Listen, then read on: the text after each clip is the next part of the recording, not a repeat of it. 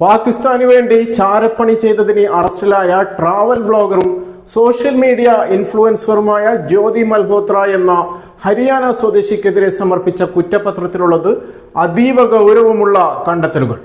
Pakistan ചാരസംഘടനയായ ISI ഏജന്റുമാരുമായി വർഷങ്ങളായി ബന്ധപ്പെട്ടു വരുന്ന ജ്യോതി മൽഹോത്ര ഇതുവഴി ലഭിച്ച പണം കൊണ്ട് പാകിസ്ഥാനികൾ അടക്കമുള്ളവർക്കൊപ്പം വിദേശ രാജ്യങ്ങൾ ചുറ്റിക്കറങ്ങിയെന്നും 2500 പേജുള്ള കുറ്റപത്രത്തിൽ പറയുന്നുണ്ട്. കഴിഞ്ഞ ദിവസം ഹരിയാനയിലെ ഹിസാറിലെ കോടതിയിലാണ് പ്രത്യേക അന്വേഷണ സംഘം കുറ്റപത്രം സമർപ്പിച്ചത്.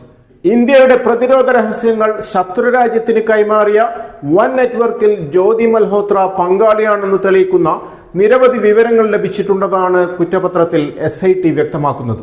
ഒരു സാധാരണ യൂട്യൂബറായി തുടങ്ങുകയും പിന്നീട് വളർന്നതോടെ പാക് ചാരസംഘടനയുമായി അടുപ്പം പുലർത്തുകയും വൻ സാമ്രാജ്യം തന്നെ പടുത്തുയർത്തുകയും ചെയ്തിരുന്നു ജ്യോതി മൽഹോത്ര. ജ്യോതിക്ക് അടുപ്പമുണ്ടായിരുന്ന ISI ഏജന്റുമാരുടെ പേരുകളും വാട്സപ്പ് ചാറ്റുകളും കുറ്റപത്രത്തിലുണ്ട്. ഡൽഹിയിലെ പാക് ഹൈക്കമ്മീഷനിലെ മുൻ ഉദ്യോഗസ്ഥനായിരുന്ന ഇഹ്സാൻ റഹീം എന്ന ഡാനിഷുമായുള്ള ജ്യോതിയുടെ വഴിവിട്ട ബന്ധത്തെക്കുറിച്ച് കുറ്റപത്രത്തിൽ വിശദമായി പറയുന്നുണ്ട്. ജ്യോതി മൽഹോത്ര പിടിയിലായതോടെ ഡാനിഷിനെ ഇന്ത്യ പുറത്താക്കുകയായിരുന്നു. പാകിസ്ഥാനിൽ ഭാര്യയും കുട്ടികളുമുള്ള ഡാനിഷുമായി മലേഷ്യ, സിംഗപ്പൂർ അടക്കമുള്ള രാജ്യങ്ങളിൽ ജ്യോതി മൽഹോത്ര സന്ദർശിക്കുകയുണ്ടായി.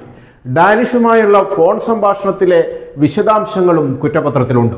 പഹൽഗാമിൽ ഭീകരർ ടൂറിസ്റ്റുകളെ കൂട്ടക്കൊല ചെയ്തതിനെ തുടർന്ന് ഇന്ത്യക്കും പാകിസ്ഥാനുമിടയിൽ യുദ്ധാന്തരീക്ഷം രൂപപ്പെട്ട സാഹചര്യത്തിൽ പോലും ജ്യോതി മൽഹോത്ര ISI വൃത്തങ്ങൾക്ക് രഹസ്യ വിവരങ്ങൾ നൽകിക്കൊണ്ടിരുന്നതായി അവരെ ചോദ്യം ചെയ്യലിന് നേതൃത്വം നൽകിയ ഹിസാർ ജില്ലാ പോലീസ് സൂപ്രണ്ട് പറഞ്ഞിരുന്നു. ഇക്കാര്യങ്ങളും കുറ്റപത്രം ശരിവെക്കുന്നു. പഹൽഗാം ഭീകരാക്രമണത്തിന് ആഴ്ചകൾക്ക് മുമ്പ് പോലും ജ്യോതി പാകിസ്ഥാൻ സന്ദർശിച്ചു. ഇതുൾപ്പെടെ പലതവണ പാകിസ്ഥാൻ സന്ദർശിച്ചതായും ഇതിൽ മിക്ക യാത്രകളും ഡൽഹിയിലെ പാക് ഹൈക്കമ്മീഷൻ മുഖേന തരപ്പെടുത്തിയെടുത്തതാണെന്നും പോലീസ് കണ്ടെത്തി. ഈ യാത്രകളിലൊന്നിന്റെ വീഡിയോയിൽ ജ്യോതിയുടെ BJP ബന്ധത്തെക്കുറിച്ച് സൂചന നൽകുന്ന വിവരങ്ങളുമുണ്ട്. ഇന്ത്യൻ ഗേൾ ഇൻ പാകിസ്ഥാൻ എന്ന പേരിൽ പങ്കുവച്ചിരിക്കുന്ന വീഡിയോയിൽ അതിർത്തി കടക്കാൻ നേരം പാസ്പോർട്ട് പരിശോധിക്കുന്ന പട്ടാളക്കാരനോട് ഹരിയാന BJP ടീം എന്നാണ് ജ്യോതി മൽഹോത്ര പരിചയപ്പെടുത്തുന്നത്. വന്ദേ ഭാരത് എക്സ്പ്രസിന്റെ ഉദ്ഘാടന വേളയിൽ ജ്യോതി കേന്ദ്രമന്ത്രിയും BJP നേതാവുമായ V മുരളീധരനൊപ്പം യാത്ര ചെയ്യുന്ന വീഡിയോയും പുറത്തു വന്നിരുന്നു. ട്രാവൽ വിത്ത് ജോ എന്ന പേരിലുള്ള അവരുടെ യൂട്യൂബ് ചാനലിന് 3.7 ലക്ഷം ഫോളോവേഴ്സ് ഉണ്ട്. യൂട്യൂബ് ചാനലിൽ 400-ലേറെ വീഡിയോകളാണ് ആകെ അപ്ലോഡ് ചെയ്തത്. അതിൽ നല്ലൊരു ശതമാനവും അവരുടെ പാകിസ്ഥാൻ യാത്രകളെ കുറിച്ചാണ്. അവരുടെ വിദേശ യാത്രകളും കേവലം 3.7 ലക്ഷം ഫോളോവേഴ്സ് മാത്രമുള്ള ചാനലിൽ നിന്നുള്ള വരുമാനവും തമ്മിൽ വലിയ അന്തരമുണ്ടെന്ന നിഗമനവും കുറ്റപത്രത്തിലുണ്ട്. ഇന്ത്യയുടെ പ്രതിരോധ രഹസ്യങ്ങൾ ചോർത്തി നൽകിയത് വഴി അവർക്ക് വൻതോതിൽ പണം ലഭിച്ചതിന് തെളിവായാണ് ഇത് കാണുന്നത്. ജനപ്രിയ സോഷ്യൽ മീഡിയ ഇൻഫ്ലുവൻസർ എന്ന നിലയിലുള്ള സ്വാധീനം ഉപയോഗിച്ച് രാജ്യത്തിന്റെ തന്ത്രപ്രധാന മേഖലകളിലേക്ക് പ്രവേശനം ലഭിച്ചിരിക്കാമെന്നും ഇത് അവർ ദുരുപയോഗം ചെയ്തിട്ടുണ്ടാകുമെന്നും കുറ്റപത്രം പറയുന്നുണ്ട്.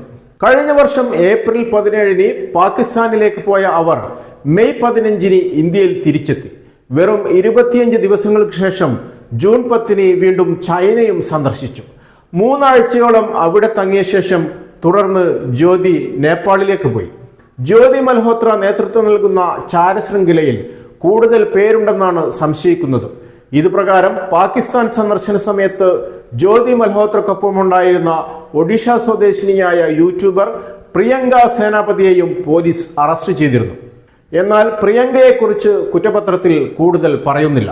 പാകിസ്ഥാൻ സന്ദർശിച്ച സമയത്ത് ഹരിയാന പെൺകുട്ടി പാകിസ്ഥാൻ സന്ദർശിച്ചപ്പോൾ എന്ന അടിക്കുറിപ്പോടെ ജ്യോതി വീഡിയോ യൂട്യൂബിൽ പങ്കുവച്ചിരുന്നു. സമാനമായി ഒഡിയ പെൺകുട്ടി പാകിസ്ഥാൻ സന്ദർശിച്ചപ്പോൾ എന്ന അടിക്കുറിപ്പോടെ പ്രിയങ്കയും വീഡിയോ പങ്കുവച്ചിട്ടുണ്ട്. ഇവർ പരസ്പര സഹകരണ സംഘമായി വർത്തിച്ചെന്നാണ് ഇത് കാണിക്കുന്നത്.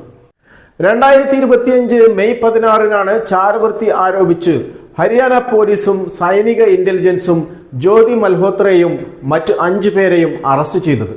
ഔദ്യോഗിക രഹസ്യ നിയമവും ഭാരതീയ ന്യായ സംഹിതയുടെ വിവിധ വകുപ്പുകളും പ്രകാരമാണ് അവർക്കെതിരെ കേസ് രജിസ്റ്റർ ചെയ്തത്. ആധുനിക കാലത്തെ യുദ്ധമെന്നാൽ അതിർത്തിയിൽ പരസ്പരം ഏറ്റുമുട്ടലല്ലെന്ന് വ്യക്തമാക്കുന്നതാണ് ജ്യോതിയുടെ അറസ്റ്റ് എന്ന നിരീക്ഷണത്തിലാണ് പോലീസും ഇന്റലിജൻസും.